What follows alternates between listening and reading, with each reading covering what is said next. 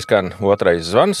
Mans vārds ir Juris Garjāns, producents un zemessargs. Ar mani ir Reinis Pozņaks, sabiedriskais aktīvists. Kā vienmēr sabiedriskais aktīvists un Roberts Līcis, piedzīvojuma izglītības treneris. Ai, cik smalki. Jā.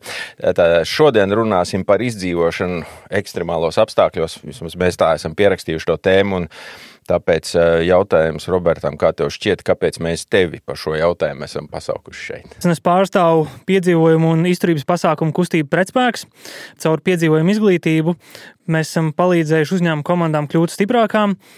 Mēs esam izmantojuši dažādus piedzīvojumu elementus, lai to darītu ar viņiem. Kopumā līdz šai dienai mēs esam novadījuši kādus 700 pasākumus, un mēs esam redzējuši, kādi ir tie cilvēki, kad viņi ir ārā dabā, ārpus tās savas komforta zonas, un kā viņi reaģē tajās situācijās.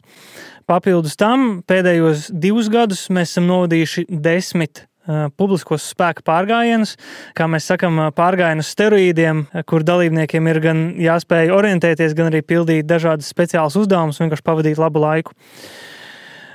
Es lielāko daļu savas dzīves esmu arī nodarbojies ar dažādiem piedzīvojumu sportiem, sākot ar došanos pārgājienos, kliņškāpšanu, dažādiem ziemas sporta veidiem, ūdens sporta veidiem, iegūstot to pieredzi un to rupjumu. Pagājušajā gadā norūdīju savu raksturu, aizpeldot līdz Kolksraga bākai un atpeldot atpakaļ. Vēl pirms tam esmu nogājis 136 km nonstopā no vietas. Esmu piedalījies arī pāris ultramaratonos, lai rūdītu savu raksturu. Un es esmu arī kādu laiku pastrādājis turisma preču veikalos, konsultējis turisma sportā klientus, un tādēļ es diezgan daudz ko saprotu no turisma ekipējuma, kāds ekipējums cilvēkiem ir nepieciešams un nav nepieciešams. Es domāju, ka es savā trenera karjerā esmu redzējis 10 000 cilvēku. Burtiski 10 000. Burtiski 10 000 cilvēku.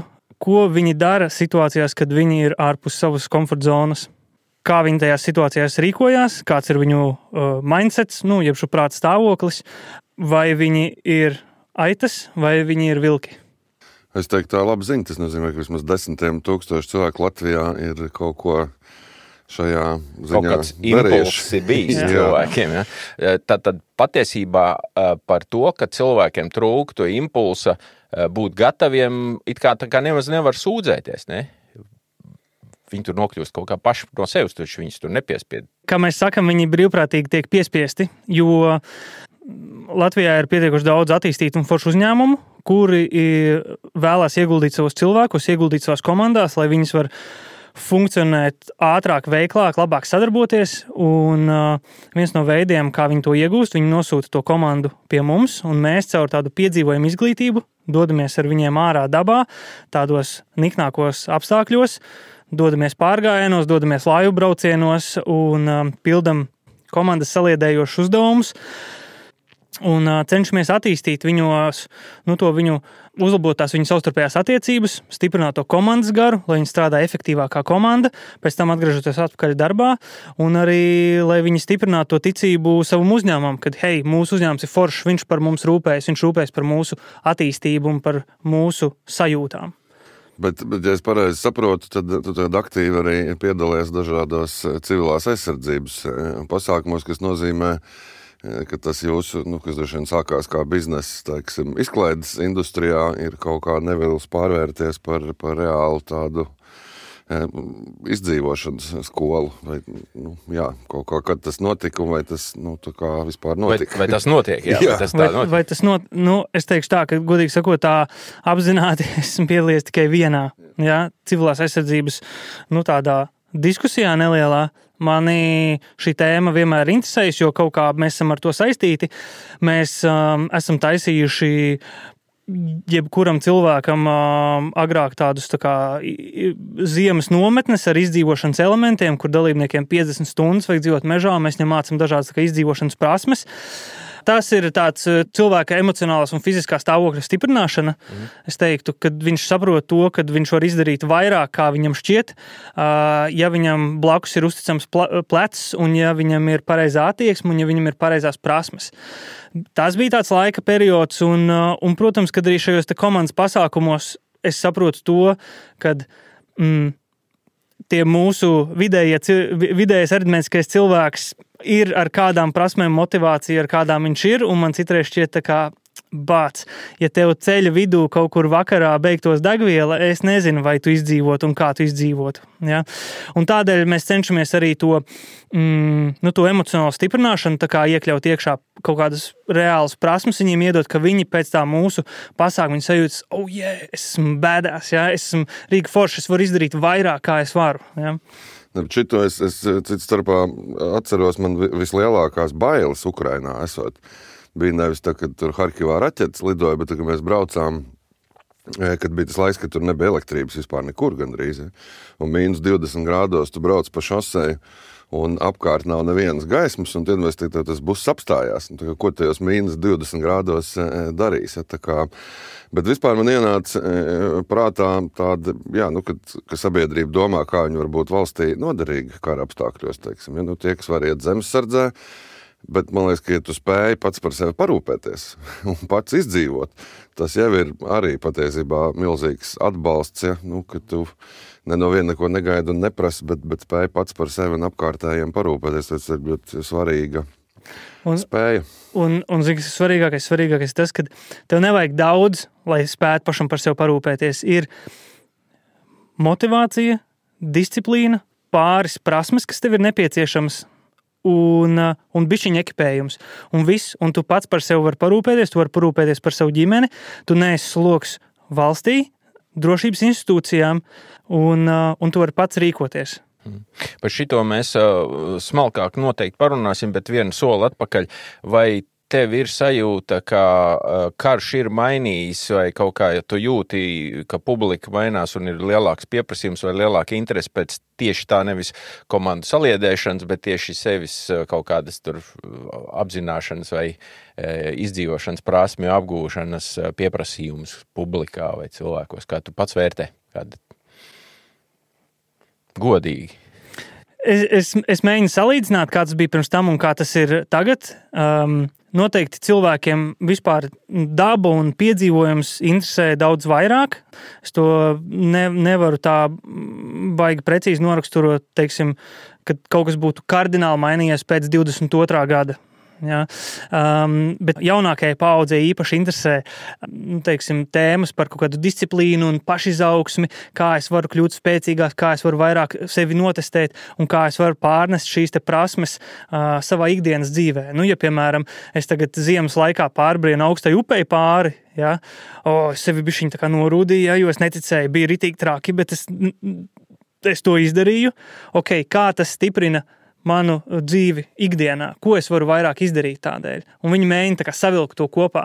Savukārt, agrāk bija tā, kad cilvēki, pārbrien pāri tai augstajai upei, un viņi nolādē tos instruktors tā kā, Haidī, jūs mēsli tādi, ko jūs liekat mums te darīt, mēs jūs paši tūlītās nogremdēsim.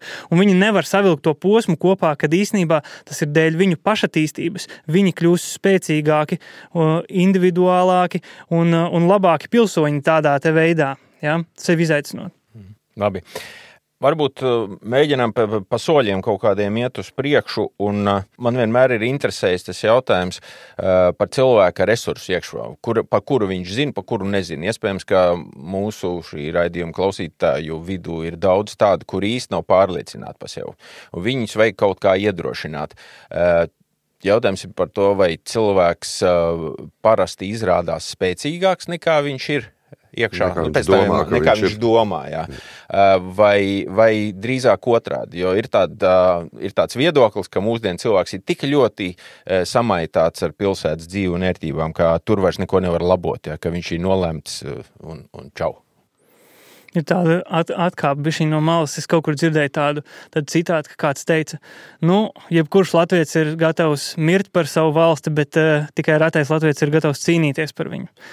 Tas ir tāds viens citāts, kas man nāk galvā, bet otrs ir ļoti foršs citāts, ko man viens labs draugs uzņēmējs pateica.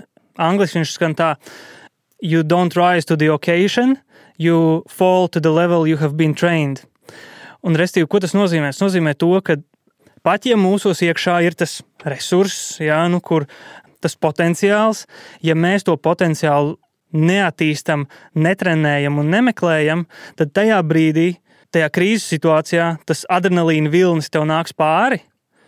Tev neiznāks pēkšņi kaut kāds superspēja ārā. Ja tu nebūsi pēkšņi supervaronis, ka tu visu atceries, visus skills, visus YouTube video, ko tu tur esi noskatījies, visus rakstus, ko tu lasīsi. Nē, tu vienkārši ieslīgsi panikā tajā brīdī, un tas adrenalīns liks tavām rokām trīcēt, tavai sirdī pukstēt šausmīgi ātri, tev neveidosies ne kaut kādu super cilvēku spējas, nekas, jo tu neesi to trenējis.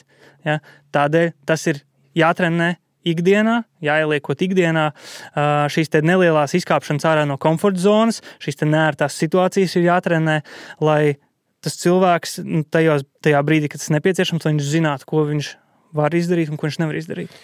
Tu noteikti, Reini, Ukrainā esi redzējis parastos cilvēkus, kuri ir izkāpuši ārā. Vai tavs viedoklis gadījumā nav atšķirīgs, ka cilvēka tomēr ir vairāk nekā viņā parādās tas super cilvēks tad, kad ir reāli vajag? Vai kā? Man tā šķiet, ka tā ir vienīgi, ka droši vien tu jau redzi tos, vai būtībā satiec tos, kuros ir izrādījies vairāk. Es nezinu, droši vien ļoti daudz, kuros... Jā, tu viņus vienkārši nepamani tos pārējais. Neredz, es arī pēc sevis zinu, bet to droši vien pēc hobijiem. Noteikti, es, piemēram, bez tikai, kad parādās adrenalīns, tad sāku normāli funkcionēt.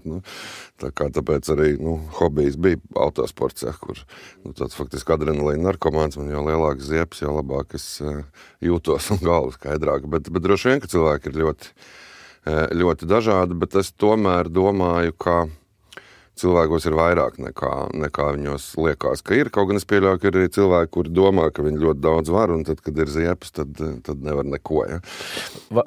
Droši vien ir likumsakarība tāda, ka ja cilvēks ir sportojis kaut cik profesionāli jaunībā vai bērnībā, tad viņā ir vairāk, pat ja viņš tomēr neuztur to. Tas ir taisnība, ne? Visticamāk. Fiziskais stāvoklis vai pieredze sportošanā, vai ne? Pāris dienas atpakaļ skrolēju Instagramu un es sekoju tādam profilam Krav Maga Rīga. Restīvi, kur Džeki trenējās cīņu sportā. Un tur viņš teica, un viņš stāstīja to, ka tas viens no treneriem, kad pieredzējis treneris cīņu mākslā, un viņš stāstīja to, ja tu esi trenēts, bet tev pretinieks ir fiziski spēcīgāks, ir ļoti grūti fiziski spēcīgāku pretinieku uzvarēt. Tādēļ tā fiziskā sagatavotība, lai vai kāda, viņa norūda ne tikai ķermeni, bet viņa arī norūda prātu, pietur tevi pie kaut kādas disciplīnas. Un ritīgi stulbi būtu, es, piemēram, iedomājos, kad kur ir vīrs ar sievu, kaut kas notiek, vīrs nokrīt bezsamaņā, un tā sieva mēģina, viņu vilkt vai kaut kā dabūt pie palīdzības, kaut kur drošībā novilkt, viņa savalk muguru, viņai sāp tā mugura, un viņa saprot, ka, sorry, es tev nevaru palīdzēt, iešu prom, man sāp mugura.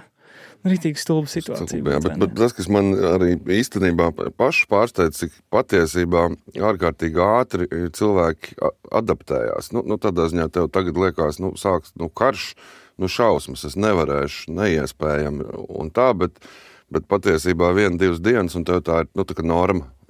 Tu vairs neesi ne šokā, un tas, kas tev pirms kādu laiku likās par neiedomājumu tur izdzīvot, tu diezgan ātri pieņem, ka jā, tā ir jaunā realitāte un sāc viņā dzīvot.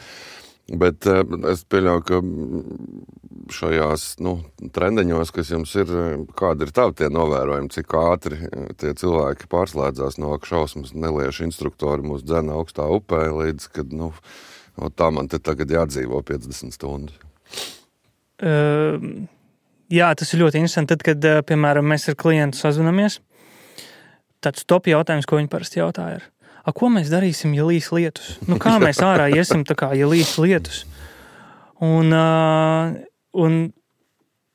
man tāda rupja atbilde, man šķiet, iesim, kāda starpība? Bet, es saprotu, man jābūt ir empātiskam, un es saku, jūs par to domājat tagad, kad jūs sēžat iekšā siltā birojā. Bet tad, kad jūs būsiet tur ārā, jūs pieredīsiet. Ir ok. Neviens mums nekad nesūdzās, ka, ir lietas, man šeit nepatīk. Tur svarīgāks ir attiecības un varbūt tas pončo, ko tu esi uzvilcis virsū, tajā lietas laikā. Bet cilvēks, tieši tā kā tu teici, ļoti ātri pielāgojās tam situācijām, viņam viss kārtībā. Mums ir bijuši tādi pasākumi, kur vienkārši gāž no aga rīta līdz vēlam vakaram visa pasākuma laikā. Cilvēkiem ir ok. Viņiem ir jautri, viņiem ir forši, viņi ir pēduši, padzēruši un viss kārtībā. Viņiem ir kaut kāda rutīna, viņiem galva ir aizņemta un viss kārtībā. Es teiktu, ka tajā brīdī, kad tev vairs nav ko darīt, tad sākās tā doma plosīšana. Un arī mūsu publiskajos pasākumos mums ir tādi spēka pārgājieni, kur tas tāds hibrīda treniņš, kā mēs sakam, kur ir gan orientēšanās iekšā, gan dažādu uzdevumu pildīšana, kas saistīta tur ar prātu, ar prasmēm, ar fizisku kustību. Un tie dalībnieki arī bieži vien viņi man zvana un viņi jautā, kā tur būs, kas notiks, ja es nevarēšu izpildīt, ja es pazudīšu un tādā garā. Es saku, viss kārtībā. Tā kā tu atnāc un tavs ķermenis parūpēsies tālāk. Tas ir līdzīgi tā kā, ka tu, nezinu, kad kaķis krīt no otrā stāva loga, viņš zina, kā sagriezties, lai nokristu uz kājām. Ja? Tā arī ir ar cilvēku. Ja? Cilvēks pierod, saprot, kā tas notiekās, ja? Un viss kārtībā. Baltie naiki finišā vairs nav svarīgi, ka viņi nav balti. Tad šo te gatavības apakštēmu, vai mēs varam pabeigt ar rezumējumu tādu, ka, ja tu klausītāji par kaut ko šaubies, tad tas, kas tev ir jāizdara, vienkārši tagad jāaiziet un jāizmēģina. Jāieslēdz. Sēžot dīvānā un domājot par to, tas nenotiks. Tev ir tik tas solis pašam jāizdara, jāaiziet, sev jānostāda kaut kādā ekstremālā situācijā, uz sevi jāpaskatās, un tikai tad tu varēsi spriest par to, ko tu vari, ko nevari. Nav nekā cita recepša, vai ne? Tieši tā, un tas ir pats pirmais solis. Jūs esat redzējuši izdzīvošanas piramīdu, ko izdzīvošanas kursos stāsta. Tātad ir piramīda, un viņai ir 3 sastāvdaļas. Pati visaugstākā, vissvarīgākā sastāvdaļa ir vēlme izdzīvot. Jo cilvēkam nav vēlme izdzīvot, nekāds ekipējums un nekādas prasmes nepalīdzēs viņam. Ja? Tas ir pats svarīgākais. Ja viņš ir piecēlies un teicis, jā, man vajag, šī būs mana prioritāte, tad nākamais jautājums būs, ko man darīt? Un es ceru, ka mēs par to arī parunāsim tālāk. Ja? Man šķiet, ka sabiedrība par izdzīvošanu, kad pasaka vārdu izdzīvošanu, tad dzird to pašu, ko tu jau nedaudz pasaki. Tā ir upe, mešs, tur ceļš, nakts un kaut kas tur tam līdzīgs. Tas viss ir ārpus. Bet lielākā daļa no cilvēkiem, kur x stundā viņiem būs jāizdzīvo pilsētā. Kā tev šķiet, vai mēs varam mēģināt to sarunu vest tā, lai mēs atceramies, ka visticamāk, ka tā izdzīvošanās prasme vispirms pirmajās 12 stundās vai 24 tev noderēs pilsētā, un tikai pēc tam tu nokļūsi līdz tam mežam, kur tev varbūt to vajag. Kā domā, Reini, vai tas tā varētu? Gan jā, gan nē. Es domāju, ka daudz cilvēki arī iesmežā, es pat zinu, ka labi nesauc. Bet tu vari nepagūt tā problēma. Jau var nepagūt, bet jā, protams, ka var nepagūt, un arī tas ir jāzina, jā, kā izdzīvot pilsētā. Vai tu esi par to kaut kā atsevišķi domājis, vai ir kaut kāds, es nezinu, algoritms, kaut kāda programma vai kaut kādi jums kaut kādas programmas, kurās jūs pa pilsētu darbojaties, vai tas tomēr tikai tā? Es teiktu tā, ka tas mežs un daba, tas ir pamats visam. Ja tu varēsi apgūt prasmes dabā, tad pilnīgi mierīgi tu viņus varēsi izmantot savā viensētā un pilsētā. Ja? Tur ir kaut kādas nianses mainās, bet pamata elementi paliek. Ja? Kā dabūt sev ūdeni, kā dabūt sev ēdienu, kā parūpēties par savu drošību, kā būt ar pajumti, ar miegu. Tad visi kritēriji ir tie paši, tikai dabā tu tomēr esi izkāpis ārpus tās savas ikdienas vidas, kas ir tava pilsēta. Un tur nāk tas ekstra klāt, ka tu vari rūdīt arī savu prātu. Ja? Es tieši gribēju teikt, man liekas, ka tas galvenais ieguvums no šīm šādām mācībām ir, protams, kaut kādas reālas praktiskas iemaņas, bet faktiski tā prāta skaidrība, ka tu iegūsti to pārliecību, ka tu neapjuksi, ka tu zināsi, ko darīt. Un, man liekas, tas jau ir galvenā izdzīvošanas lieta, ir x stundā saglabāt skaidru galvu un pārliecību, ka tu zini, ko tu darīsi. Bet izņemot vienu absolūti konkrētu lietu, par ko mēs šeit daudz runājām, tad, kad atgādinām par mūsu jau dzirdētājiem sarunām par patvērtniem un tam līdzīgi, par viena izdzīvošanas prasme, kas ir specifiski pilsētai, tas ir atrast drošo vietu pilsētā. Tas ir nedaudz savādāk nekā mežā, vai ne? Varbūt tu vari pakomentēt. Jā, noteikti.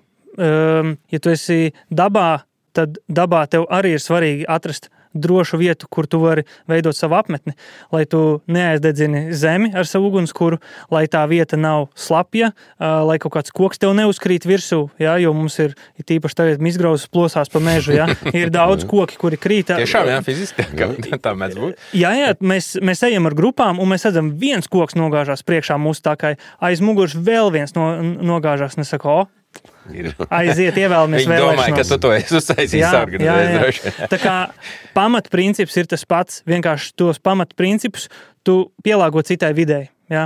Es teiktu, ka tās ir tādas detaļas, jā. Labi. Un vēl viena tāda maza papildus piebilde, ja mēs runājam par to dabas elementu, tad cilvēks viņu var vairāk uztvert kā tādu izklaidi, atpūtu, ja, kad mēs aiziesim pārgājienā, mēs tur patrenēsimies pakurināt ugunskuru. Un viņš neapzināti dodoties tajā dabā, dodoties tajā pārgājienā, uztaisot to savu apmetni, pagatavojot savu ēst, viņš sevi neapzināti tam trenē, bet viņš trenē to caur tādu prieku, lepnumu un kaut ko vērtīgu. Savukārt, ja viņam tagad ir pilsētā jāsāk par to domāt, tās domas ir iespējams bišķiņ depresīvas, tādas piespiedu kārtā, ja, jo tur nav nekā jautra, forša, interesanti iet meklēt kaut kādu pagrabu tumšu. Rīgā biķernieku mešs var iet uz... Nē, par to, ka atrast dabu Rīgā nav grūti, bet es gribu pastāstīt Rēnim gadījumu. Ja? Mēs ar Robertu teiksim tā, iepazināmies pasākumā, kurā mums izvērtās tāda, nevis diskusija, bet mēs tur tādu tēmu apspriedām par to, ka Roberts arī toreiz teica, ja, ka tā izdzīvošanas apmācība caur spēli, ka tas ir baigi forši, tas tur pievilina vai iesaist cilvēks, vai tev vieglāk to iesākt, un es atkal saplēju kreklu un paziņoju, ka mums nevis vajag iesaistīt caur spēli, bet mums vajag riktīgi sabiedēt, un tad cilvēks sapratīs, ka viņiem ir jāiet. Par ko tu esi, Reini, pa kuru no pieejam? Man liekas, ka patiesība kaut kur pa vidu, jo viena lieta ir pilnīgi skaidra, un tas attiecas uz visiem dienestiem, un tā skaitā cilvēkiem individuāli, ka līdz īstai x stundai mēs nekad nezinām, vai mēs esam pa īstam gatavi vai nē. Ja. Bet skaidrs, ka mēs varam trenēties, un tas ir jādara, tā kā maksimāli cik var. Droši vien, bet tu nav iespējams tā pa īstam sabiedēt, saprot, tāpēc, ka tev vienalga, tu zini, ka tas ir treniņš, un ja kas es tāpat var tev pasūtīt 3 mājas tālāk un braukt mājās, ja. Tā kā, to nav, tādu reālu apdraudējumu tu mākslīgi radīt nevar, ja, un skaidrs, ka tajā x stundā tā īstenība būs redzama, bet jo vairāk tu būs trenējies, jo lielāks iespējas tev būs izdzīvot. Es zinu, kaut kur lasīju tādu labu stāstu par karu Afganistānā un Irākā, kad viņi potenciālos teroristus vai aizdomās turamos ved uz nopratināšanu, viņi sākumā pielietoja iebiedēšanas taktikas, spīdzināšanas, un viņi īsti nedabūja neko ārā, nekādu liederīgu informāciju. Bet tad viņi pilnīgi izmainīja savu piegājienu, un viņi gāja ar ļoti lielu empātiju, pretīm nākšanu, deva ūdeni, deva paēst, atpūsties, tur uzpīpēt, jā, un tādā garā, un viņi dabūja ārā daudz vairāk informāciju. Tā kā es teiktu, tā, protams, ir mana stiprā puse, jā, bet es teiktu, ka te mācīšanā jānotiek caur kādu prieku, caur hobiju, caur kaut ko, kas ir interesants un kas cilvēkam rada labas sajūtas, varbūt iespējams pat līdz galam nenojaušot, ka tas viņam dzīvē kādreiz varēs palīdzēt. Un sliktākajā gadījumā, ja tomēr pie mums nebūs nekādas krīzes situācijas, nebūs nekāda kara, tad cilvēks būs sālpojies ritīgi foršu svaigu gaisu, viņam būs tādas universālas vai duālas prasmes parūpēties par sevi, parūpēties par savu ģimeni, kas vienkārši var uzlabot viņa dzīves kvalitāti ikdienā arī. Un tagad skan otrais zvans. Vai tu vari īsi izstāstīt vienu programmu nesagatavotiem cilvēkiem, kas viņam ir jāpārvar, kas būtu tas cilvēka, tas pirmais solis, pirmais sāpju līmenis, tā konkrēti. Cik dziļš ūdens, cik ilgi jāiet, cik tālu un tā. Tur mums tomēr bišķiņ atšķirās tas mērķis. kad mēs strādājam ar uzņēmumiem, tur mums fokusā ir komandas sadarbība, cilvēku attiecību veidošana. Jā, un tas, ko mēs tur darām, tie ir tikai kaut kādi instrumenti mērķu sasniegšanai. Ja? Vai mums ir kaut kāds prāta uzdevums, vai viņiem ir jātaisa no virvēm kaut kādu alpīnismu pārceltuvu pāri kaut kam, vai jāpāriet pāri tam ūdenim, jāorientējās pēc kartes, ir uzdevumi, kur viņiem ir ar aizvērtām acīm jāiet ciet, un tad kāds kolēģis tev palīdz tevi vadīt. Bet tas ir vairāk koncentrēts uz viņu tādiem iekšējiem procesiem, kas varbūt kaut kādā ziņā ir tāds mazliet paplašinājums tam, lai radītu viņos kaut kādu interesi par šo te gatavošanās procesu, bet es neteiktu, ka viņi ir 100% saistīti savā starpā. Bet tiem izdzīvotājiem? Savukārt, piemēram, tajos mūsu spēka pārgājienos, mēs arī necenšamies uztaisīt kaut kādu doomsday scenārio viņiem. Mēs vienkārši sakam, hei, atnākat forši pavadīt laiku ar tiem cilvēkiem, ar līdzīgi domājušiem cilvēkiem, ar cilvēkiem, kas jums patīk, iemācīties kaut kādu jaunu prasmi, izaiciniet sevi un vienkārši labi pavadiet laiku. Savukārt, mazliet vēl papildus temats ir patiešām, kas ir tās prasmes, kuras cilvēkam vajadzētu. Jo, piemēram, mēs pirms tam runājam, jā. Tagad tas mūsu klausītājs, viņš piecels no dīvāna, viņš saka, jā, šī būs mana prioritāte, jā. Tagad es sagatavošos, ar ko lai es sāku. Ok, super, pirmais solis ir izdarīts, otrais solis, neejam neko pirkt, nekādu ekipējumu, netērējam naudu. Ieguldam savu laiku un attīstību. Ieguldam laiku un attīstību prasmēs. Piemēram. Prasmes ir divu veidu. Ir tādas duālā pielietojuma prasmes, un tad ir tādas specifiskās prasmes. Sāksim ar tām duālajām prasmēm. Piemēram, pirmā palīdzība. Ja? Spēja uzlikt žņaugu, ja? Iziet vienkārši paplašināt to pirmo palīdzību, un to pirmo palīdzību pēc tam praktizēt savā ģimenē, kā spēli. Piemēram, mēs savā ģimenē savācamies uz svētkiem visi ģimenes kopā, un es uzstāju tādus uzdevumu stācijas, kur, piemēram, tev tiek doti punkti par to, kā tu sniedz tur pirmo palīdzību, piemēram, ja? Vai kā tu nolaiž tur stabilajā sānu guļāt tur cilvēku, vai kā tu uzlaiž žņaugu viņam. Un tas noder jebkurā situācijā. Nav jābūt karam, krīzei vai kaut kam trakam. Vienkārši tu izmanto savu pirmo palīdzību. Tad tālāk navigācijas prasmes. Ja? Cilvēks ir pieredzis pie veiza, un vairāk viņš neko nesaprot. Pamēģinām bišķiņ no tā veiza atkāpties, ja? Pamēģinām vienkārši parastu karti, vai, mani vecāki brauc ar Atlantu vaļā, ja? Tētis pie stūras, mamma valk līdzi ar pirkstu, ja? Kur jābrauc. Rēcīgi, interesanti, ja? Arī forša prasme, ko patrenēt. Trešā prasme – braukšana. Braukšana ar transporta līdzekļiem, vēlams dažādiem. Kā braukt nost no lieliem ceļiem, kā braukt pa grandceļiem, kā braukt ziemā pa ceļiem, ko darīt, ja tev ir saplīsus riepa, mācīt nomainīt riepu, mācīt viņu piepumpēt, salāpīt,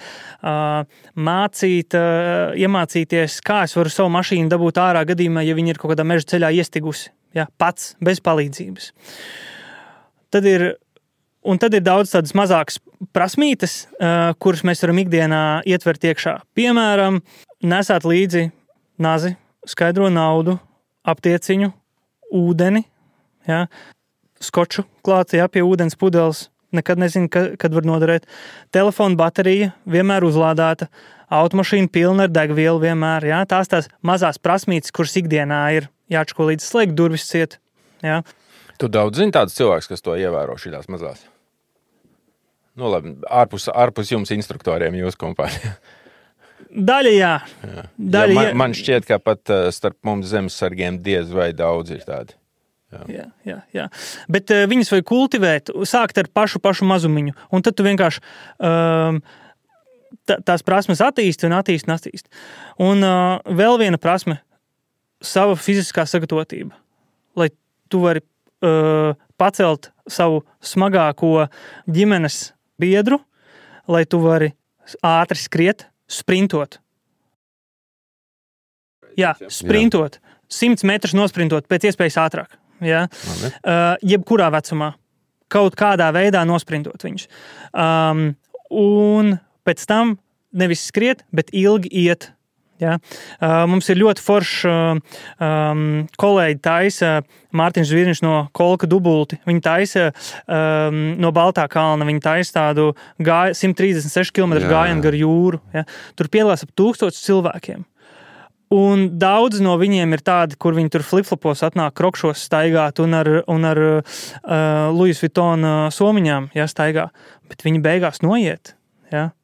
Es esmu šokā. Man liekas, tā kā ja tu vari noiet 136 km, visticamāk, tu vari noiet 150, varbūt arī 200 ar bišķiņu atpūtiņu. Cik tālu tu vari kājām aiziet, tajās 50-60 stundās? Tā ir ļoti liela vērtība un vēl ar visu mugursomu. Ja. Tā kā jāparūpējas ir par to. Tās ir tās vispārinātās prasmes.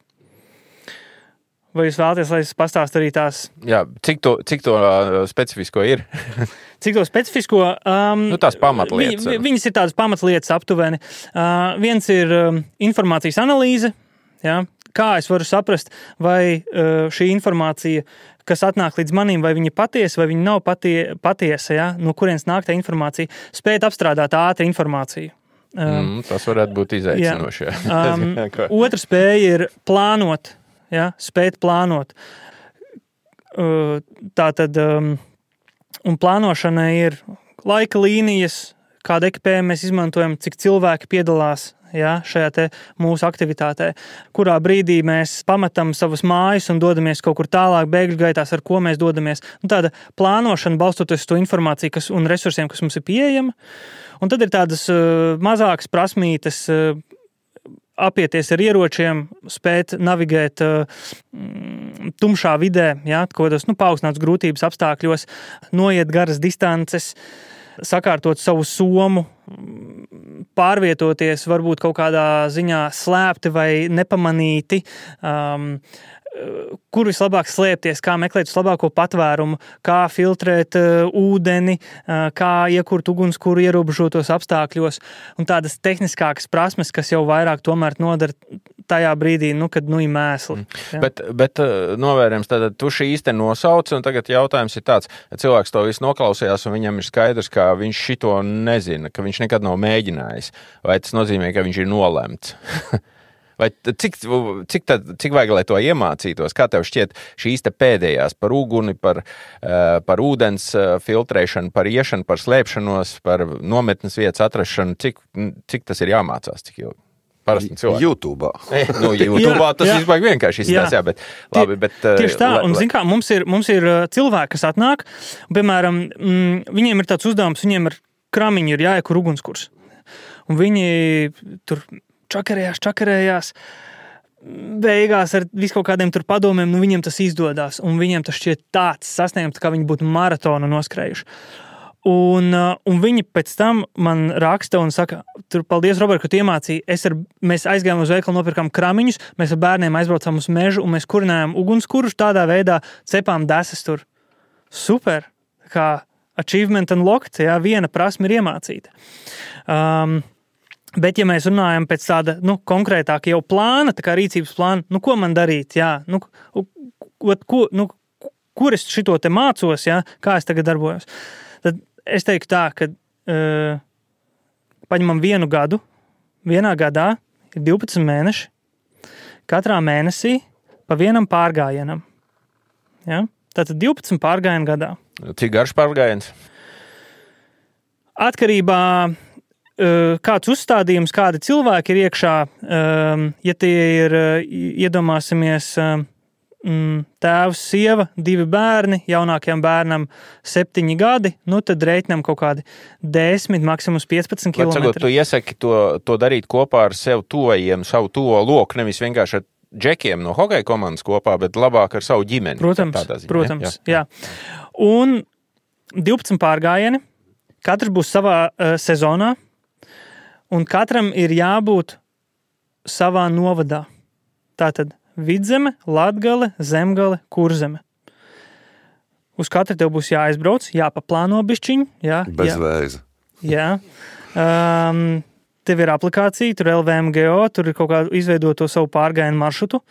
Un pārgājienu laikā iemācies navigēt, iekurt ugunskuru, paiet bišķiņu pa bezceļu, varbūt notestēt kaut kādus sakarus, ja jums kaut kādas rācijas, iedod vienu rāciju bērniem, otru sev, sazināties savā starpā vai arī ar kaut kādiem telefoniem.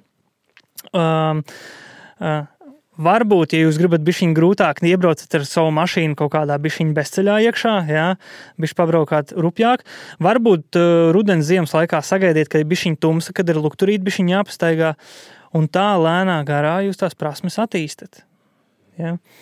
Man, principā, liela daļa izklausās pēc jaunības 90-tajos, teiksim, ceļošana ar papīra kartēm. Bet tā arī ir, ka cilvēkiem 40 plus daudz no tā ir sanācis pats no sevis, neko nemeklējot. Ja? Tas ir skaidrs. Vai tavuprāt, ir šī vispār tā novērojama tā atšķirība, ja? Kad vecie cilvēki ir, protams, gatavāki. Paldies. Ja? Nu, mēs vecie cilvēki esam gatavāki situācijai, un mūs ir ļoti grūti pārliecināt iet tagad kaut kādā pārgājienā. Nu, mācīt, es taču zinu, es taču esmu kurinājis uguni, pēc ka man jāiet pārgājienā. Vai ne? Un izstāstīšu situāciju par to pašu ugunskuru. Atnāk tāda sīvie veči tā kā jūs, un te kaut kāds džeks stāsta, kā iekurināt ugunskuru. Viņu, ko tu man te stāsti? Un es jau redzu, kā skatieni iet apkārt, un tā kā es jau varu no viņa ķermeņa valodas nolasīt. Un es saku, labi, šeit es apstāšos, tagad jūs paši izdarat. Es neko vairāk nesaku. Darat. Un tad es skatos, kā pieauguši vīrieši stundas garumā ar zaļām lapām cenšas iekurināt ugunskuru. Ko man darīt tajā situācijā? Nu, es viņam saku, vēlties padomu. Es saku, labi, iedod. Un tad mēs izzinājām. Tas tā ir, ka pazemojošākais, kas var būt, ir, kad jāatver lietošanas instrukcija. Vai tavā gadījumā, Rein, būtu tā, ka tev kāds palīdzētu izbraukt dubļus? Jā, droši vien, ka nē, bet es vēl gribēju prasīt, kā mums ir, kad ir kaut kāds krīzes, ja, tad visi joži tur pirk griķus, teiksim, ja.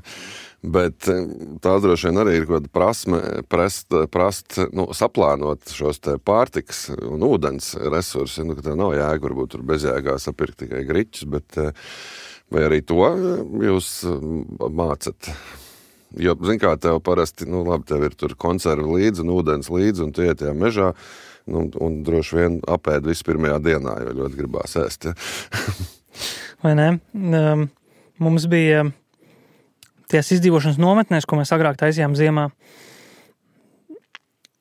cilvēki varēja ņemt uz 50 stundām līdz tikai 1000 kalorijas ziemā. Jeb kādas paši var izvēlēties.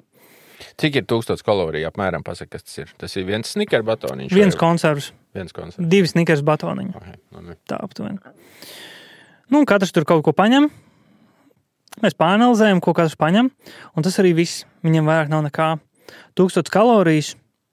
Viņi iztērē tajā augstumā pie tās slodzes, kad viņiem ir pašiem jānavigē pa bieziem mežiem, jāceļ pašiem savu apmetni, jākurina ugunskurs, jāgādā malka. Viņi iztērē 5-7 stundu laikā. Un viņiem viss beidzās. Un tad ieslēdzās shutdown. Ja, un viņi tur iet lēnā garā sevī. Bet viņi nezin to, kad otrajā dienā viņiem būs jāiet 10 km pārgājienā, lai saņemtu dzīvu paipalu. Un viņiem arī pašiem ir jātiek ar to paipalu galā. Un tad cilvēki novērtē to ēdiena vērtību tajā situācijā. Un mums arī ir, bija tāda neliela diskusija, mēs pieaicinājām ļoti profesionālu mednieku, kurš ir mednieks 40 gadus, viņš vada medību kolektīvu no 365 dienām, aptuveni tur 320 dienas viņš pavada mežā, meklējot medījumu vai reāli medījot. Un mēs viņam jautājām, kā ir mūsdienās? Ja tāds vidēji trenēts cilvēks, viņš iet mežā, ko viņš var sagādāt sev ēst? Un ir ļoti bēdīga situācija, jo bez medību prasmēm, bez ieroča, ir ļoti grūti kaut ko sev sagādāt. Ja? Kaut kādus slāzdus taisīt un tādā garā līdz tam neizdzīvos. Tā kā tas ir, tur jābūt ļoti profesionālam, lai strādātu ar slazdiem. Ja? Vislabākais ir to ēdienu uzkrāt vai arī pašiem viņu dehidrēt. ekskluzīvākajā variantā pirkt jau gatavus dehidrētus ēdienus un vienkārši viņu ņemt un uzglabāt, viņu ņemt un taupīt gan konservus, gan dehidrētu pārtiku. Un droši vien neēst, kamēr vairs negribās ēst, bet tik, cik vajag ēst. Ēst ļoti disciplinēti, jā. Bet absolūti praktiski par šo te ēdiena uzkrāšanu, vai tur ir tā, ka ir jāsadala tas ēdiens, kuru tu vari aiznest, un tāds, ja tu paliec mājās, un jums vienkārši nav elektrība. Viņš pārfrazēšu, cik ilgam laikam cilvēks var paņemt ēdienu mugursomā. Jā, piemēram, tas būtu interesanti.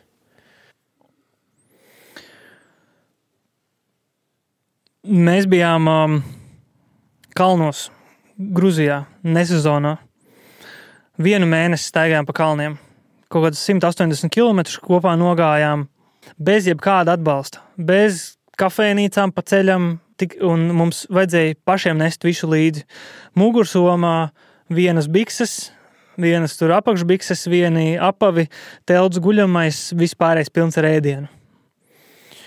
Un mēs varējām ar nelielām uzpildēm pa ceļam, tur tiešām 1 siera gabalu tur nopirkām uz 3 džekiem. Mēs 2-3 nedēļas super taupīgi, 2-3 nedēļas varējām izdzīvot. Bet tas ir tad, ja tas ēdiens ir profesionālais, jā, mazajās paciņās un sausais, un vēl, ja jums ir tā disciplīna ēst tikai tik, cik tu drīksti, nevis cik tev gribās, jā? Jā, mums bija līdzi arī gaļas konservu līdzi, un pirmajās dienās bija tā, ka mums bija viens no mūsu komandas Jānis, viņš bija tas ēst gatavotājs, un pusdienās mēs esam ritīgi nogājušies. Mūsu mugursomas ir 50 kilogrami aptuveni, mēs kaut kur nesam pa kalniem. Es nometu nost to mugursomu, skaists skats, ēst man gribās tā, kad vienkārši man vēders jau griežās otrādi, es jau savu mugurkaulu no nabas varu sataustīt, jā. Un Jānis iedod krūzītē buljoniņu un 2 tādus nelielus grauzdiņus. Un mēs tur izdaru, abas grauziņas mutē, es saku, ok, kur var papildināt, ko tālāk? Saka, nav nekā vairāk. Saka, kā nav? Saka, nav. Tik ir, cik mēs varam paņemt. Tas nozīmē to, ka ir jābūt ļoti lielai disciplīnai.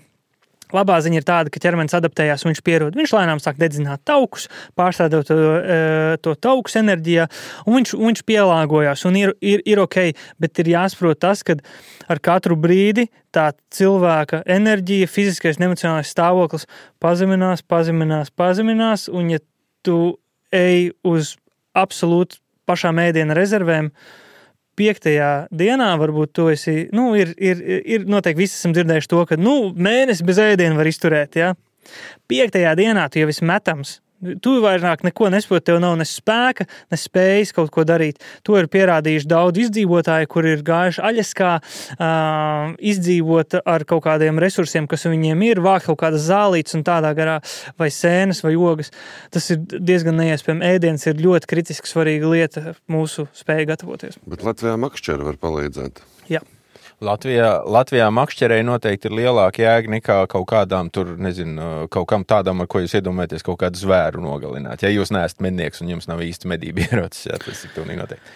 Jā. Tīkls vai makšķeri vai kaut kas tāds. Un galvenais makšķeri var pats uztaisīt. Āķis un auklu un tā, tas viss nemaz nav tik sarežģīti. Kaut ko Latvijā. Bet par ūdeni. Ja, mēs runājam par ēdienu, bet svarīgākais, laikam, pirmā lieta ir ūdens. Ja. Ja tu izskrien no mājas ar kaut ko, kas tev ir rokās, tev tā vienīgā lieta ir labāk, ka tas ir ūdens nekā jebkas cits. Ja? Labā lieta ir tāda, ka Latvijā mums ir ļoti daudz ūdens un pietiekoši svaigu ūdens. Arī runājot ar ekspertiem šajās te jomās, arī ar biologiem runājot par ūdens tēmām, mēs varam ar to lepoties un priecāties, ka mums ir tik daudz ūdens, un viņš ir pieejams jebkurā vietā. Ir vietas, kur to ūdeni mēs varam dzert pat taisno, bez jebkādas apstrādes. rēķināties ar to, ka, varbūt norausim kaut kādu cauriju vēlāk. Ibumetīns esot daudz arī ūdenī. Latvijas, jā, bija kaut kā pētījums. Jā. Ja mēs runājam par tādu, dabas situācijām, bet to nevajadzētu darīt. Sliktākajā, tā kā mazākais, ko darīt, ir to ūdeni vārīt, vai tajā ūdenī chlora tabletes, specifiski ir tādas chlora tabletes dzeršanai, kuras iemet, pagaida un viņas iedarbojās, un tad tas ūdens ir dzerams, vai arī vislabākais variants ir ūdens filtri, kur ar ūdens filtru tu vari tagad aiziet ar savu pudeli, iemērkt viņu Rīgas kanālā, iekšā uzlikt to filtru virsū un izspiest ārā tīru dzeramu ūdeni uzreiz. Es atceros to tavu stāstu pirms pāris nedēļām un pat pārbaudīju internetā. Tiešām sākot no kaut kādiem 20 vai 30 eiro tie filtri ir nopērkami. Viņi nebija dārgi. Es biju pārsteigts arī, ka Ukrainā tas dambi uzspridzināti. Mēs tur gādājām. Dažādu veidu filtrus nācās iedziļināties. Patiesībā, viņi ir nemaz nav dārgi, diezgan kompakti, viegli, un es arī ieviesu sev noliktavā šādu elementu. Bet ja viņu nopērk, viņš ir glabājams ilgi, tādā ziņā, kad nelietots. Man viņš tagad x stundē ir tāds filtrs, cik viņš ilgi tur, man tur istabas temperatūrā glabāsies? Saglabājot spējas. Ar viņu viss kārtībā. Iespējams, vienkārši nevajag viņu glabāt mitros apstākļos vai saules ietekmē, kur tam filtram ir izaicinoši strādāt, viņam ir izaicinoši strādāt augstumā, tāpēc, ka filtrā sajiet ūdens iekšā, un ja viņš sasalst, viņš vairāk īsti nedarbojas, un viņam tur rodās plaisas, tāpēc to ūdens filtru pašu vajadzētu glabāt kaut kur augstumā, pie ķermeņa, lai viņš varētu turpināt funkcionēt, viņš ir regulāri jātīra, un tad visam vajadzētu būt kārtībā ar to filtru, jā. Un tagad skan otrais zvans.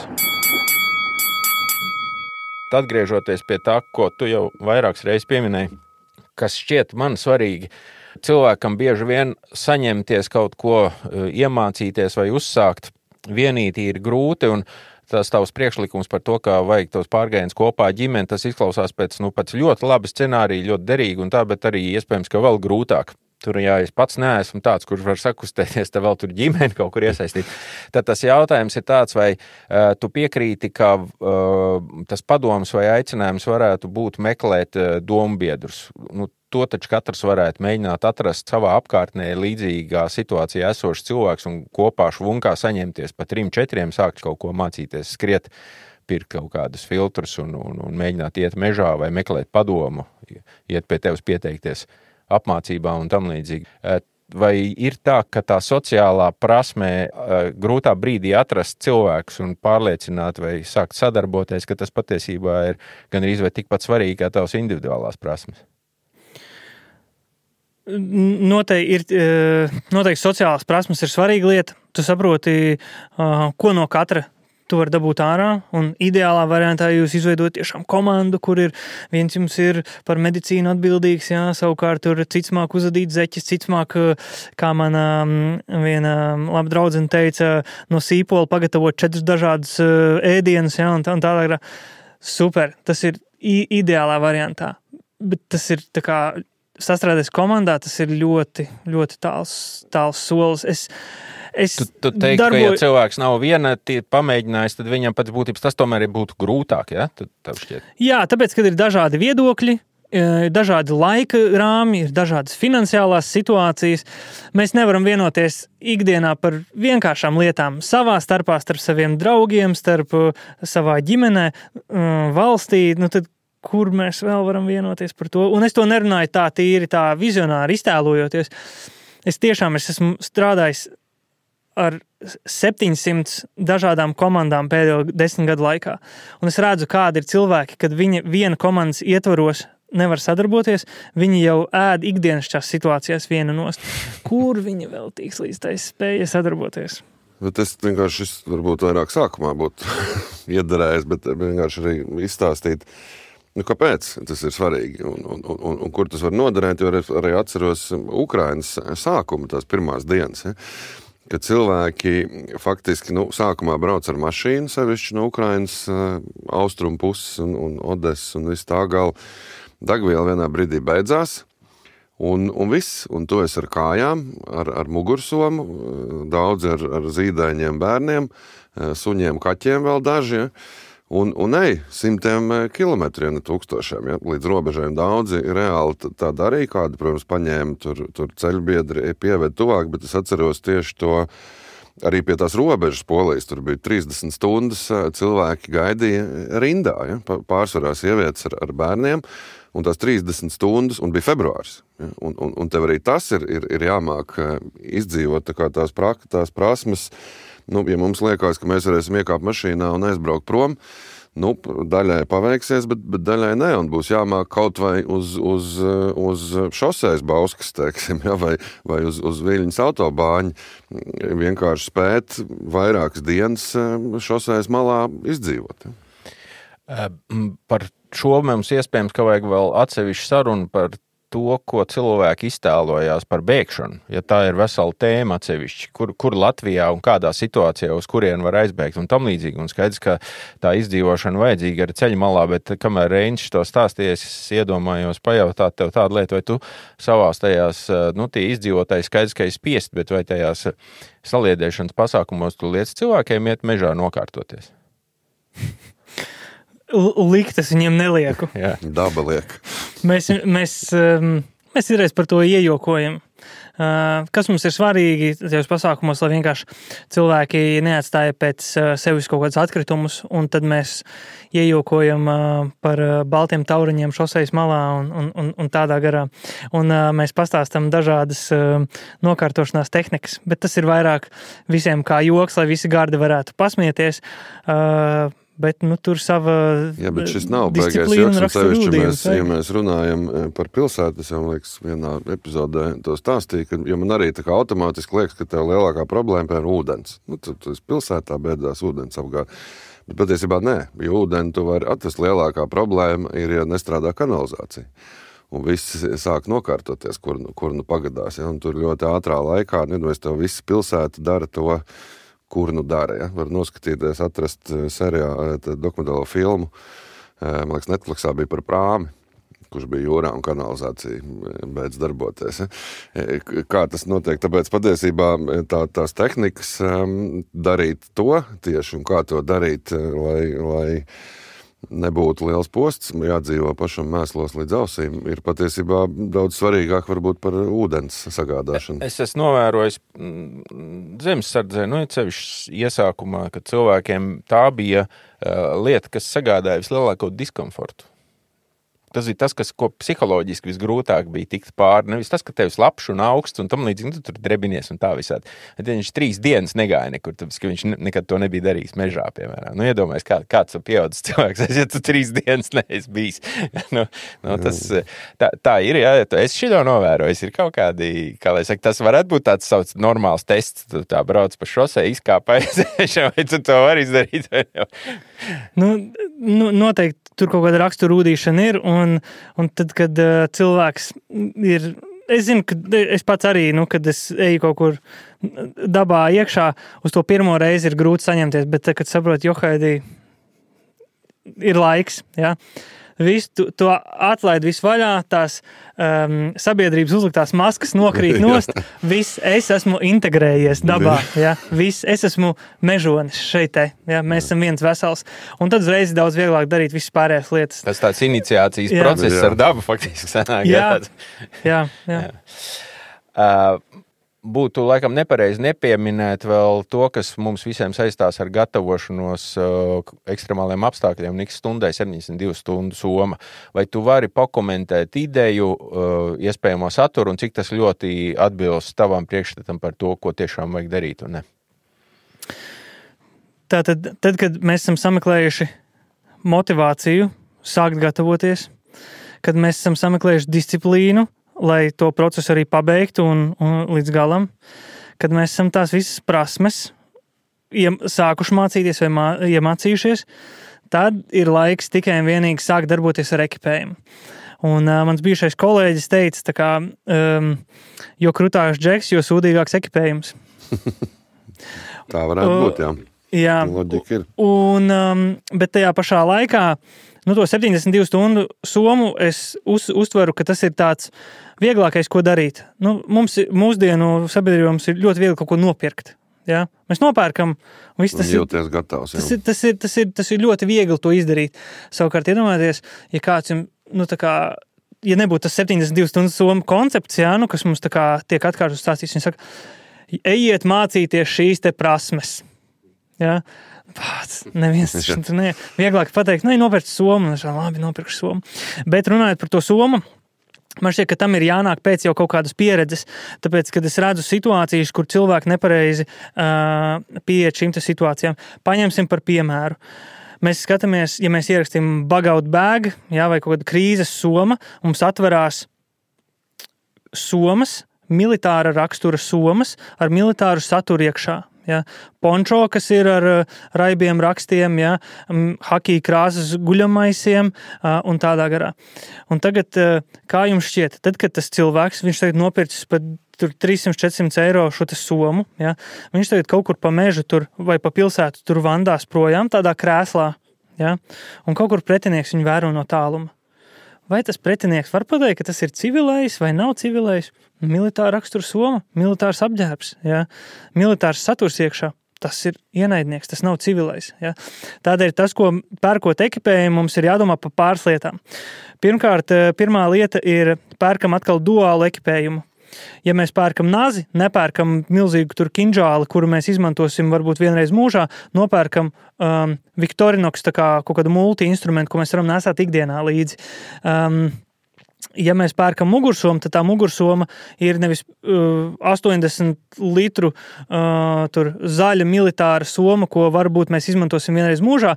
Nē, nopērkam tā saucamā kargo somu, ja, kuru var nest gan rokā, gan uz pleciem, ko mēs varam izmantot arī ceļojumos vai kādos atpūtas braucienos braucot prom. Pērkam duālu ekipējumu, kas ir maksimāli tālu no militāra ekipējuma, lai nerastos pārpratumi. Tas nozīmē, ka jums jāvērk tur dzeltena slēpošanas jaka vai kaut kas tāds. Ja? Viņš var būt neitrālos toņos, bet ne militārs. Tas ir vissvarīgākais. Es gan gribu piebilst svarīgu piebildi, mūsu potenciālais ienaidnieks nešķiro. Militārais vai civilais, tas nozīmē, ka tu arī nevar cerēt, ka ja tu būsi viegli identificējums kā civilais, tad tevi tas glābs, respektīvi, jāslēpjas no viņa arī jebkurā gadījumā. Un es mazliet piebildīšu vēl klāt, kad šeit mums ir arī jāņem vērā arī mūsu spēki un mūsu sabiedrotie, kuri ir ētiskāki, mazliet izglītotāki, un viņiem arī ir jāspēj noteikt, kas šī ir pa persona, kas tur pārvietojās tajā migliņā. No savas puses es par to 72 stundu somu varētu pateikt, ka mani nedaudz mulsina tas koncepts jau pašos pamatos, jo domāts tas ir tā, ka tev ir soma mājās, tur viss ir salikts, kas ir nepieciešams, ja? Un tad būs tāda evakuācija, un tad jūs visi ar tām somām dosieties kaut kur, un tad jūs visi sasēdinās trolejbusā vai autobusā un aizvedīs tur, kur ir droši. Apmēram tādam algoritmam ir domāta tāda soma, ja? Kas tev mājās skapīs tā, un tu neesi trenējies, un tev vienkārši jāpaņem soma un aizies, un tālāk pa tev kāds rūpēsies. Tajā somā nav nekā tāda, ka tev pašam būtu jāatver. Tev vienkārši ir savas resursi, ja? Un tas tomēr ir mulsinoši skatoties uz to, kas šobrīd notiek Ukrainā, ja? Kur mēs redzam, kā notiek tā kardarbība un tās nelaimes, kā izskatās. Ja? Vai ne? Tā ir, ka tas ir vājais punkts, kā tajā ir. Tas ir mūsu vispār vājais punkts, bet tas nav tikai Latvijas problēma, bet jā, ka kaut kā mēs gribam radīt iespēju, ka valsts par visiem parūpēsies ar somām, ar patvērtnēm, un viss būs kārtībā, bet tas tā nav, nebūs, un vēlreiz, ka tas ir normāli. Cilvēkiem ir jāgatavojas pašiem, jo x stundā vismaz pirmās tās pašas 72 stundas pilnīgi un noteikti mēs visi būsim katrs pats par sevi. Tiem, kuri mums vai netic vai domā, ka mēs kādu baidām, varbūt viens piemērs, kas jums varbūt tomēr liksies pamatots. Vismaz zāles, vismaz medikamentus, tos, kurus jūs lietojat jūsu ģimenē, jums ir jātur krājumā. parasti viņi stāv vienā atvilknē, ka vajadzēs jūs piesiet, visu to atvilkni iebērsiet kaut kādā tur Ikea somā un ar to arī aizbrauksiet. Bet tur jābūt kam ko iebērt. Ja? Tad zāles ir kaut kas tāds, ka to var noticēt, jo tas tāpatās ir saistīts ar kaut kādu nelaimes liktumu, kaut kādu slimību vai ko. Tad turiet vismaz to, varbūt jūs pagūsiet arī ūdeni pudelēs ieliet. Tas jau ir puse no 72 stundu summas. Un skaidrā nauda. Jā. Par to var nopirkt visu kaut ko. Cik skaidrā nauda? Latvijas apstākļos, kāda domā? Labs jautājums. Es teiktu, ka tie ir mazi nomināli. Tie noteikti ir vairāki simti. Noteikti tas nav vismaz kaut kā, es vizuāli iztēlojos, tas nav 1000, jo tā ir pārāk liela naudas vienība, jā, tas ir kaut kas starp 500 un 1000, es teiktu, plus tās ir kaut kādas varbūt citas vērtīgas lietas, jā, jo bieži vien tam papīram varbūt konkrētajā situācijā nebūs nekāda vērtība, jā, bet varbūt būs vērtība kaut kam citam, varbūt būs vērtība alkoholam, varbūt būs tam žņaugam vai tam nospiedošiem pārsējiem kaut kāda vērtība, jā, tā kā, ja varbūt vērtība... Tie pašiem medikamentiem, sapcīt. Jā, precāpju zāles un tam līdzīgi. Kramiņam būs vērtība, iekurinātu ugunskura, riepu pumpim būs vērtība, jā, piepumpēt to riepu, kas, cilvēkam ceļmalā stāv. Es cits starpā gribu piebilst par vienu faktoru, kas Ukrainā faktiski nenotika, bet es nedomāju, ka tas nenotiks Latvijā, respektīvi tur nenotika, kāds marodierisms viens otram neuzbruka atņemt ēdienu, un tas nenotika viena iemesla dēļ, tāpēc, ka Ukrainā, lai cik tas smieklīgi neizklausītos, bet tur iet katrā pagrabā un tur izdzīvot pusgadu vismaz, tāpēc tur ir konservi visiem, saproti, un kas Latvijas situācijā vispār Eiropā ir bišķi savādāk. Kam mums ir pagrabs pilns ar konserviem? Nevienam, ja? Tas nozīmē, ka, vai ļoti maz kam, ja?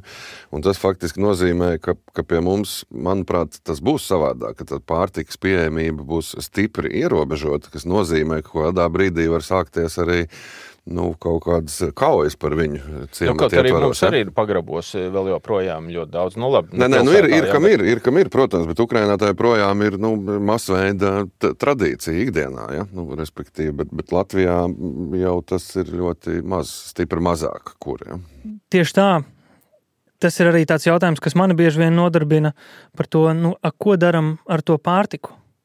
Un, protams, kādā situācijā, kādā krīzes brīdī mēs esam, kādā karadarbības situācijā mēs esam, tas viss ir jāņem vērā, bet idejiski es kaut kā vizualizēju to, ka visi vīrieši būs ārā, viņi karos, viņi palīdzēs, ja, viņi iesaistīties ar savu gribas spēku vai bez savu gribas spēku, bet viņiem būs jāiet, paliks sievietes un bērni. Ja.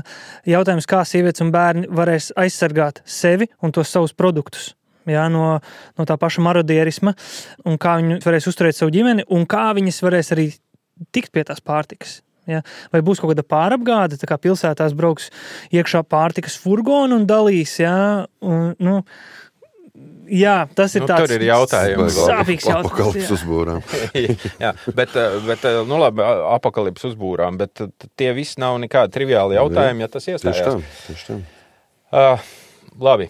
Viena lieta, ko es gribēju pajautāt, Robert, tavu viedokli, ir par vienu tādu tēmu, kas nav dzirdēta Latvijā, ka to atsevišķi apspriest kā mūsu iespējamo stratēģiju vai tādu mūsu īpatnību vai priekšrocību Latvijas apdraudējumu gadījumā, ka mūsu bēgšana uz laukiem no pilsētas pie saviem lauku radiem ir absolūti reālā taktika un reāla scenārija. Neviens to oficiāli neapspriež un kaut kā laikam tas tā kā pie noklusējuma, ja, ka to it kā visi tā kā paši saprot vai tam līdzīgi, bet tā ir, tas ir variants. Tad decentralizēties, nebūt visiem vienā kaudzē, ja, un atrasties kaut kur ārpus tādas vietas, kuru būtu interesanti bumbot, jau kaut kādu lauku viensēt, kaut kādā tur mežā, kuru tas baigi interesē, ja. Man ļoti interesē, kāds Reinim ir par šo te novērojums. Man šķiet, ka nav jau baigi daudz variantu, kad tu paskaties karti. Latvija ir lauku valsts. Bet, manuprāt, nav daudz variantu. Kurzem droši vien ir. Bet kā bet Ukrainā? Ukrainā ļoti daudz, kur mēs beigām to Ukrainu piesaucam, ņemot vērā viņu pieredzi, kas, protams, ir labi un pareizi, tikai neņemam vērā, ka tur ārkārtīgi daudzas lietas ir pilnīgi savādāk. Ja? Ukraina ir ļoti, kā lai saka, tā izkaisīti apdzīvota. Tur, protams, ir liels pilsētas, tur ir ārkārtīgi daudz ciemati un faktiski tādas lauku viensētas, protams, arī tur ir, bet tomēr tā struktūra ir pilnīgi savādāk. Un Ukraina ir milzīga zeme. Tu vari mierīgi pārvākties no Dņipro uz Ļvivu, Ukrainā un mierīgi dzīvot. Bet Latvijā mums šķiet dīvaini, kāpēc viņi tik daudz cilvēku Kijevā dzīvo tajās 9 stāvenēs, viņiem nav laukus, kuriem aizbraukt. Teiksim, man tā, kā tas ir? Viņiem varbūt ir lauki, bet tas atkal ir tas, ko es tev saku, cik ātri tu pielāgojies tajā realitātē. Ja? Saprot, tev jau ir, tāpat tev, faktiski ir jāatrod veids, kā dzīvot. Labi, tās raķetes lido uz to Kijevu, patvērtnē, kad ir trauksme, bet turpina normālo dzīvi, ja? Un tas viss arī Harkivā, teiksim. Ja? Tur arī ļoti daudz cilvēku īstenībā ļoti ātri atgriezās apakaļ, ja? Tad, kad faktiski karaspēks no turienes Krievu tika atstumts, viņi ļoti ātri aizgāja apakaļ, bet cilvēki jau grib dzīvot, tā kā turpināt normāli dzīvot, nevis tur gadiem slēpties, ļoti ātri viņi uztver to, ka no savas lodes neizbēgs, atlidos, man tā raķeta atlidos, ja? Un tas ir normāli. Bet par tādu kaut kādu koncepciju, bēgļu koncepciju par somām konkrētām vai kaut ko tam līdzīgi, viņi tur māca vēl joprojām, runā, vai tas ir tā katrs pats uz dzīvi piespieda. Dzīvi piespieda. Respektīvi viņi paši iemācījās. Bet tas, ko es zinu, ko piemēram Taivānā gan dara un to dara sabiedriskās organizācijas, kas tieši ar to nodarbojas, apmāca civiliedzīvotājus izdzīvot faktiski. Ja?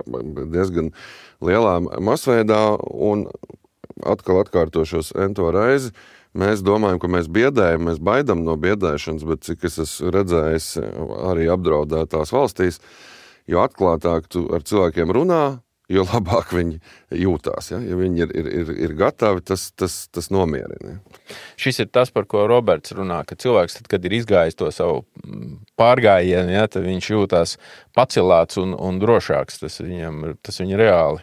Latviski sakot, uzbūst to. Ja? Es varu, tā baila un bailes un paniks, viņas jau ir no nezināšanas. Ak, Dievs, kas būs, ko es darīšu. Tajā brīdī, kad tu zini vismaz kaut ko tu apmēram darīsi, ja? Tu esi daudz mierīgāks. Jā, noteikti.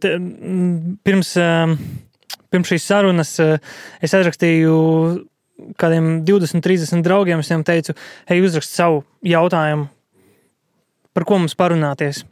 Un daudz no viņiem teica to, ka tā informācija ir ļoti daudz, bet viņi īsti neizprot, kas ir patiesība, kas nav patiesība, un ko viņam tieši kā cilvēkam vajadzētu darīt. Un viņi jūtās tā kā apjukuši un iestrēguši.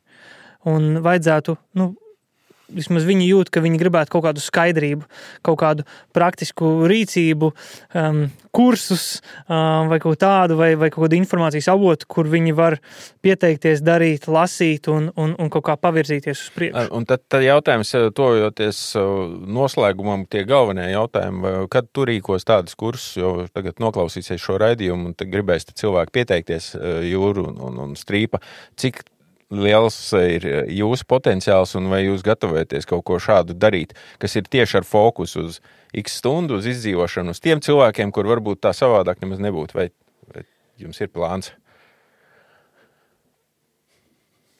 Lēnām šis plāns sāk ieņemt kaut kādu formu. Kā mēs varam palīdzēt? Pasteidzināt jūs? Ko?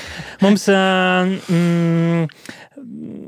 tā kā mēs sapratām to, ka tas lauciņš, kurā mēs darbojamies tieši ar komandām un raksturu rūdīšanā caur šiem piedzīvojumu elementiem, kad īstenībā tas ļoti pārklājās ar to, kādām prasmēm un kādam mindsetam vajadzētu būt tam cilvēkam, lai viņš tādos krīzes apstākļos varētu funkcionēt un darboties. Un tad šobrīd mēs esam tādā pārdomu procesā, kādi resursi mums ir nepieciešami un kas mums ir jāiemāc cilvēkiem, kā tādu kursu uztaisīt, kā šim cilvēkam būt gatavākam. Ka viņš reāli var iet mājaslapā, viņš var uzspiest uz pogas, nopirkt kursu, mājās noskatīties, un ja viņš vēlās, tad viņš var arī pievienoties reāli fiziskā kursā. Ja?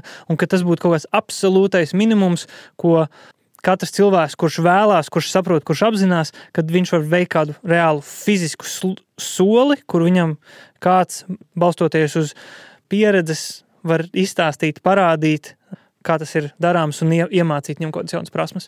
Vai tu vari apsolīt, ka jūs ātrāk domāsiet un ka mēs varēsim drīz savā raidījumā pateikt, ka ir tāda lapa un ir tāda poga un ir tāda kursi? Es domāju, tad man ir daudz jautājumu noteikti, kad jums par šo te tēmu, kāds varētu notikties, un man ir daudz jautājumu arī citiem, un tiklīdz mēs saņemsim tās atbildes, mēs vēlamies, lai šis te kurs ir nostrādāts, un ja cilvēks tiešām uz šīm te zināšanām liek virsū uz spēles savu veselību, savu dzīvību, savu ģimeni, mēs vēlamies, lai tiešām tas, ko mēs stāstam, lai tas nav šarlatānisms, bet lai tā ir patiesa apstiprināta informācija, kuru apstiprina arī cilvēki no armijas vai no drošības dienas vai no glābšanas dienestiem, ka viņi saka, jā, tas ir īstais veids, kā to darīt, mēs atbalstam, mēs apstiprinam. Šis izklausās pēc Twitter spējas. Nu, jā, šī varētu būt tā lieta, ko mēs ar Reini varētu pirmais solis apņemties, nevis otrais solis. Pirmā ir šī saruna, otrā varētu būt, mēs mēģinātu dzīvajā parunāt ar publiku, dzirdēt, ko viņi saka uzreiz. Mēs esam tur tādi Twitter slavenības, jā, iespējams, ka mums izdotos dabūt kaut kādus pārdesmit viedokļus vismaz. Katrā ziņā ļoti gribētos šo tēmu kaut kā iekustināt. Tas man šķiet ekstra svarīgi, ka cilvēkam, kurš pēkšņi kaut ko izlēms, ka viņam ir vienkārši vismaz viena vieta, kur iet un kaut ko pamēģināt, kaut vai rindā iestāties.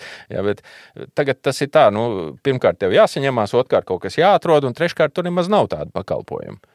Tieši tā, jo es vienmēr esmu uzskatījis, joprojām uzskatu, ka sabiedrība patiesībā grib ļoti iesaistīties, bet nav īsti tādas iespējas, un arī tā iesaistīšanās būt pašam gatavam un būt spējīgam par sevi un savu ģimeni parūpēties arī ir milzu vērtība ik stundā. Kā es gribētu teikt, ka varbūt netaisiet manu balss šitos te akcijas par parakstu par to, ko valsts izdarīs, lai man šitas te viss būtu, bet vienkārši paņemiet paši, ejiet iekšā, pastieties mūsu podkāstu aprakstos, tur būs adreses, nosaukumi, kur jūs varat sākt bombardēt ar saviem jautājumiem, savām idejām, kur Roberta un viņa draugs. Es vēl piebildīšu, ka tas viss var arī noderēt, ņemot vērā mūsu jautro klimatu pēdējā laikā arī, piemēram, aizbraucot ceļojumā uz Valenciju un nonākot šausmīgos plūdos pēkšņos. Ja? Tas jau tās prasmes, tur pat nezinu, kur tā viņas ikdienā var noderēt, nav obligāti pa karu jādomā. Jā, te es pat nezinu, ko jums novēlēt, vai braucienu uz Valenciju, vai kursus. Lai tas būtu sliktākais gadījums, kur tas noderē. Tā būtu tā briesmīgākā vieta. Labi, paldies, Robert. Es ļoti ceru, ka mums ienāksies konkrēti jautājumi, un droši vien mēs daudz ko vēl neizrunājām, ka iespējams, ka mēs ar tevi vēl šeit tad paturpināsim sarunas, varbūt par kaut ko pavisam konkrētu un tādu, kas arī varbūt tev ir kaut kas tāds, ko tu gribi pateikt pašās beigās, lai, nezinu, novēlējumu. Jā, īsumā sākam ar pašu mazumiņu, jā. Uzpildam mašīnai pilnu bāku, staigājam ar telefonu, kuram ir pilna baterija, iegādājamies nāzi aptieciņu, izējam kādu kursu un ejam pārgājienos. Ja? Nav tas tik sarežģīti. Ja? Galvenais, lai ir jautri, lai ir forši, ieelpojot svaigu gaisu. Ja? Izstaigājieties, radiet paši savus mazos piedzīvojumus, un tie noteikti palīdzēs brīdī, kad viņi kritiski būs nepieciešami. Paldies tev! Paldies!